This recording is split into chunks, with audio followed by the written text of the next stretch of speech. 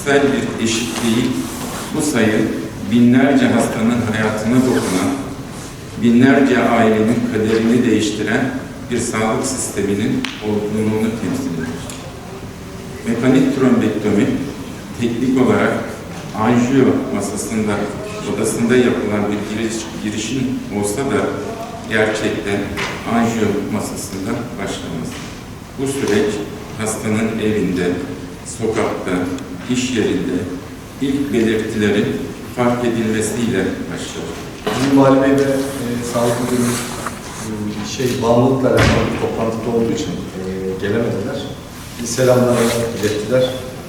Ben Sağlık Müdürlüğü'nün temsilcisiyle başladım. Sayın Kamu Hastaneleri Başkan Vekilim Veysel Hocam, değerli yöneticilerime, kıymetli hocalarıma, meslektaşlarıma ve bu ekibin tüm fertlerine hoş geldiniz diyorum. İltifata tabidir. Hocam çok güzel bahsetti. Bize sadece bu marifeti iltifatlandırmak düştü. Bugün Bursa Şehir Hastanesi yönetimi adına hepinizi saygı ve sevgiyle selamladıktan sonra İnme merkezimizde tedavi edilen 1000.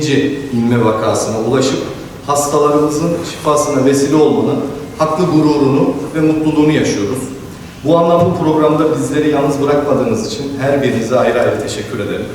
Bizler de sahada çalıştık. 30. yılı devirdik.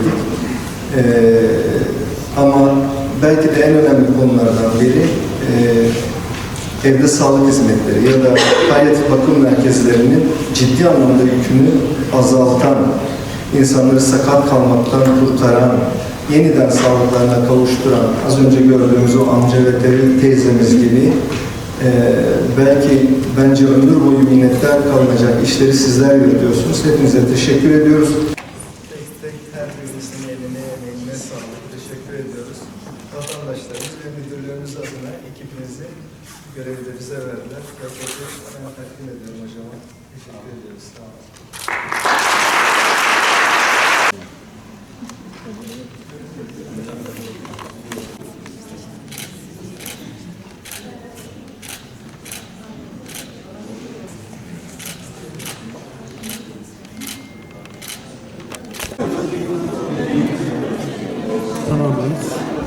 Toplu fotoğrafımız için pastanın başına alabilir miyiz?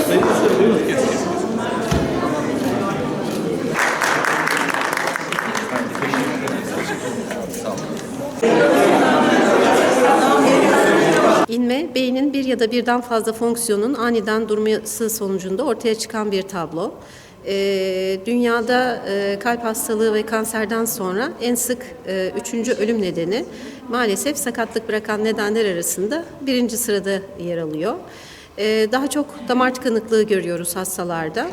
Damar tıkanıklığında da erken dönemde eğer hastaneye hasta başvursa IV trombolitik tedavi dediğimiz toplar damar yoluyla damar açıcı tedavi uygulanabilir ya da çok büyük bir damar tıkanması varsa mekanik trombektomi dediğimiz kasık yoluyla anjiyografik yöntemlerle hastalara müdahale edilebilir. Bugün Bursa Şehir Hastanesi'nde İnme Merkezi'nin kuruluşunun yaklaşık 6. yılı. Artık 1000 sayısını çoktan aştık ve 1000'den fazla hastaya intravenöz trombolitik tedavi, mekanik trombektomi dediğimiz erken dönemde uygulanan tedavileri uyguladık. Bu nedenle bugün hastanemizde bir araya geldik ekip arkadaşlarımızla birlikte. Tabii bu büyük bir ekibin başarısı.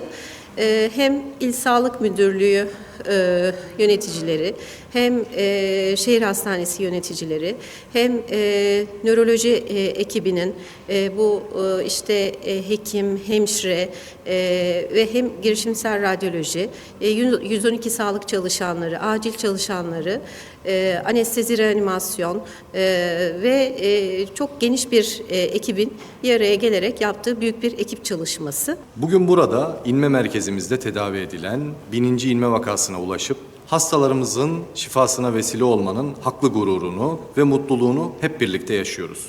İnme, hızlı tanı, doğru müdahale ve güçlü bir ekip çalışması gerektiren, zamanla yarışılan hayati bir sağlık sorunudur.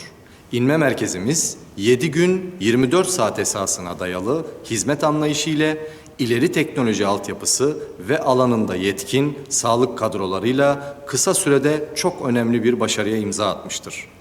Bugün ulaştığımız bu 1000 vaka yalnızca bir rakam değil, aynı zamanda 1000 hayat, 1000 umut, 1000 yeniden başlangıç demektir. Bu vesileyle ilimizde sağlık hizmetlerinin daha da güçlenmesi noktasında her zaman yanımızda olan Sağlık Bakanlığımıza, Sayın İl Sağlık Müdürümüze ve ekiplerine ve tüm paydaşlarımıza teşekkür ediyorum.